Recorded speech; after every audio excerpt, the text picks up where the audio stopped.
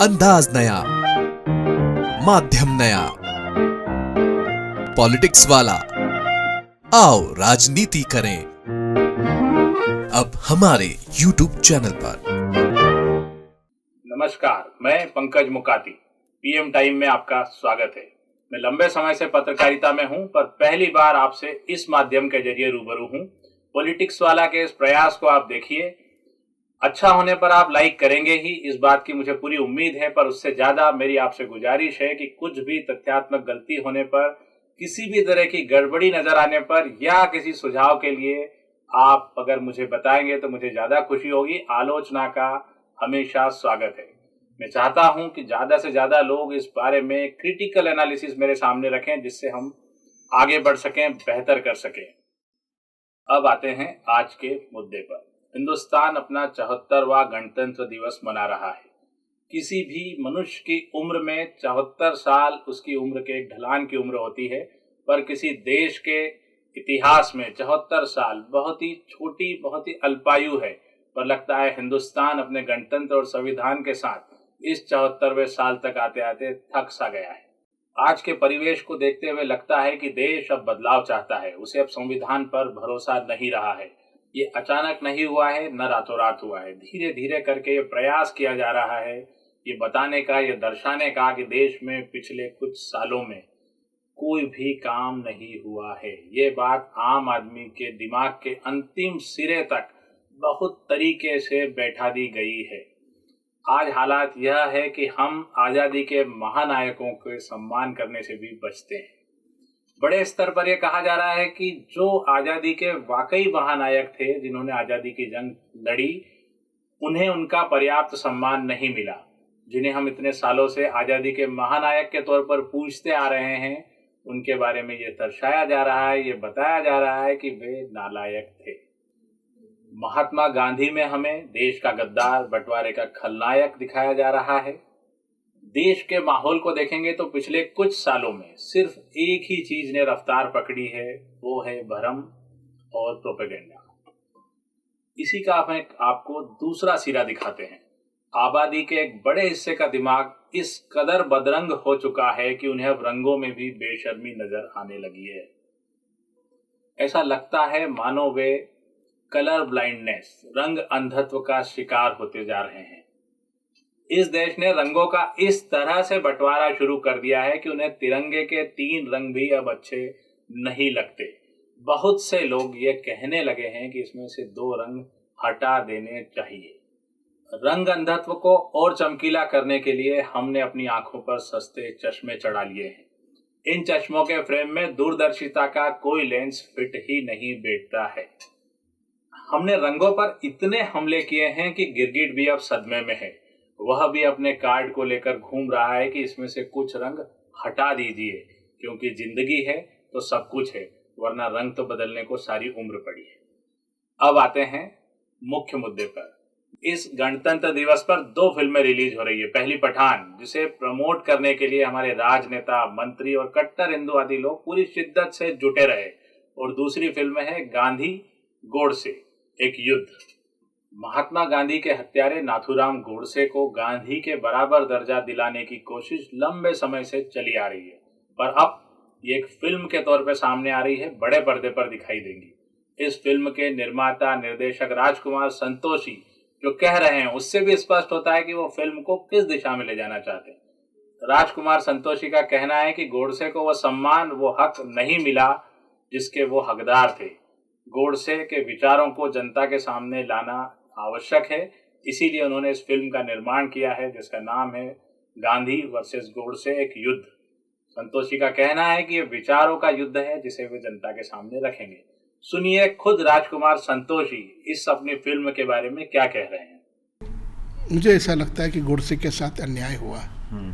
उस आदमी ने जो भी किया, सही गलत ये बात अलग है, उससे कुछ बात कही थी, उसने अपनी दलील दी, स्टेटमेंट दिया कोर्ट में, क्यों, किस परिस्थिति, क्या हालात थे, क्यों वो मजबूर हो गया एक कदम उठाने के लिए।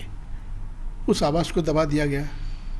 एक लोकतंत्र है, डेमोक्रेसी है, वो क्या वजह है किस बात का डर था, क्यों उसकी बात को दबा दिया गया, उस आवाज़ को दबा दिया गया? क्योंकि उसकी आवाज़ को दबा दिया गया, उसके बारे में लोग जानते नहीं हैं, इसके लिए लोग अपने मन के हिसाब से उसके बारे में एक छवि बना लिया है। कुछ लोग उसे आतंकवादी कहने लगे हैं, बहुत सारी बातें उससे सुननी पड़ी। तो मुझे ऐसा लगा उसके साथ गलत हुआ है, तो मैं एक मंच क्रिएट कर रहा था, एक फिल्म के जरिए एक मंच दे रहा हूँ गोडसे को अपनी बात रखने की। ये तो हुई निर्माता निर्देशक राजकुमार संतोषी की बात, पर गांधीवध इस देश में कोई नई बात नहीं है। पिछले लंबे समय से प्रतिदिन किसी न किसी रूप में गांधी को मारने की कोशिश की जा रही है। हिंदुस्तान की सड़क से लेकर सदन तक गांधी को कमजोर करने, कमतर दिखाने की कोशिशें जारी है। इस सब को समझने के लिए हमें थोड़ा पीछे जाना होगा, समझना होगा कि किस तरह से गांधी को खत्म करने की साजिशें रची जा रही है।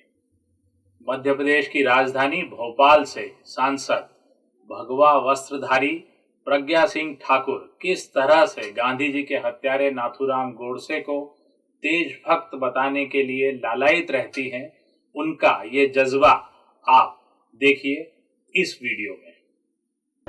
नाथूराम गोडसे देशभक्त थे, हैं और रहेंगे।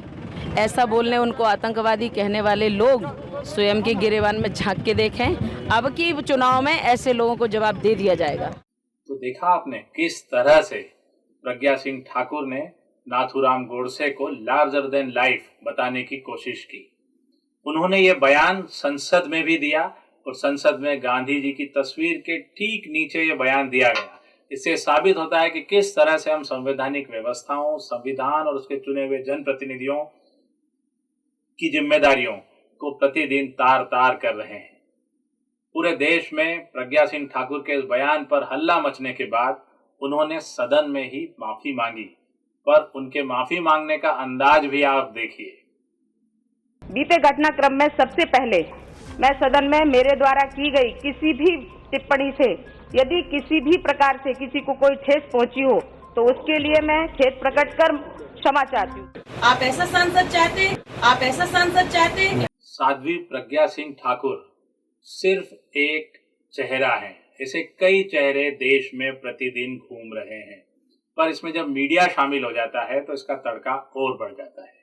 कुछ मीडिया चैनलों ने बीच में यह कहना भी शुरू किया कि इस देश में अभिव्यक्ति की आजादी कुछ हद से ज्यादा ही है, उसे सीमित करना चाहिए।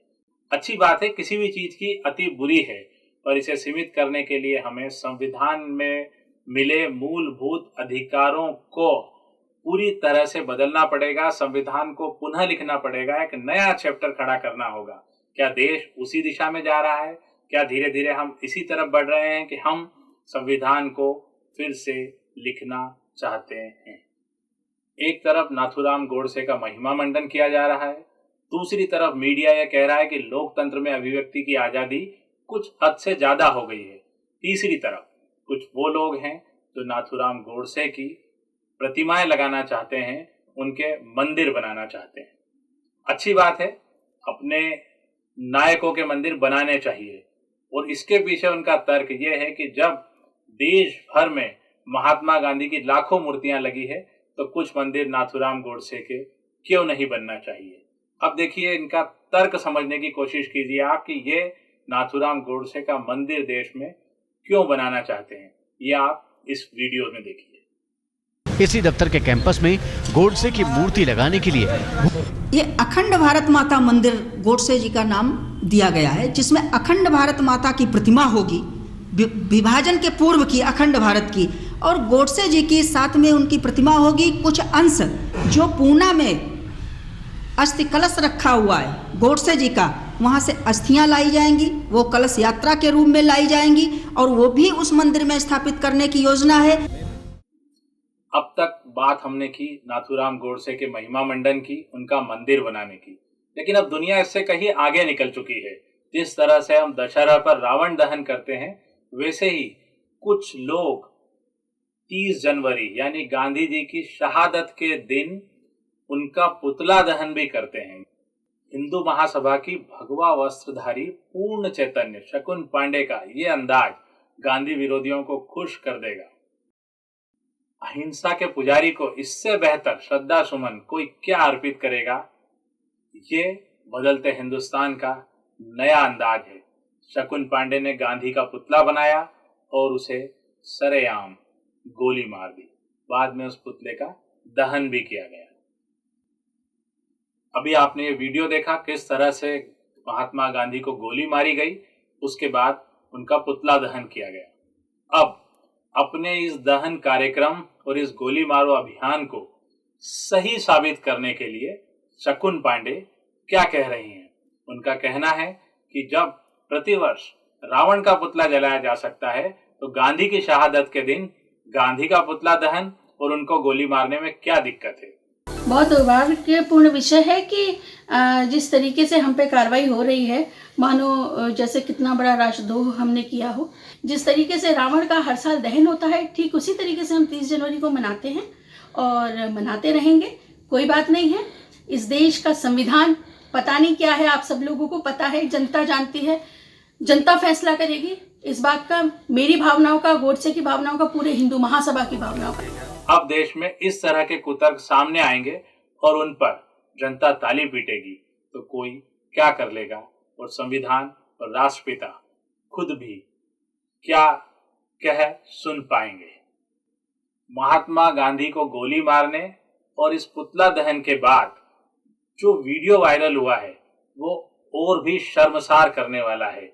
इसमें हिंदू महासभा के इस नेत्री का कोई करीबी कह रहा है कि इस गांधी का खून भी काला है, यानी हमने गांधी के खून पर भी सवाल उठाए हैं।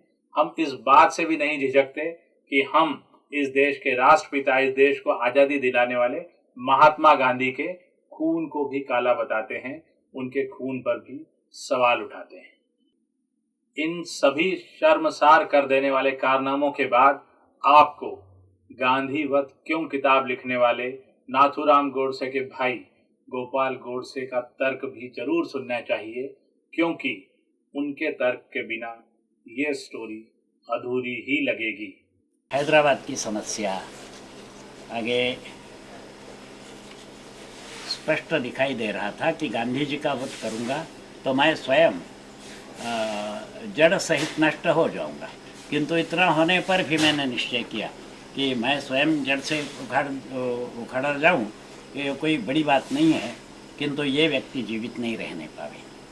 तो इसलिए 30 को मैंने हाथ में पिस्तौल लिया और गोली दागी। महात्मा गांधी की हत्या को सही ठहराने और तिरंगे के 3 रंगों को एक रंग में बदलने जैसी बातों के बाद भी क्या संविधान के प्रति हमारी कोई आस्था बचती है? पर इस हिंदुस्तान ने हमेशा उम्मीद रखी है और उम्मीद से दुनिया बदली है।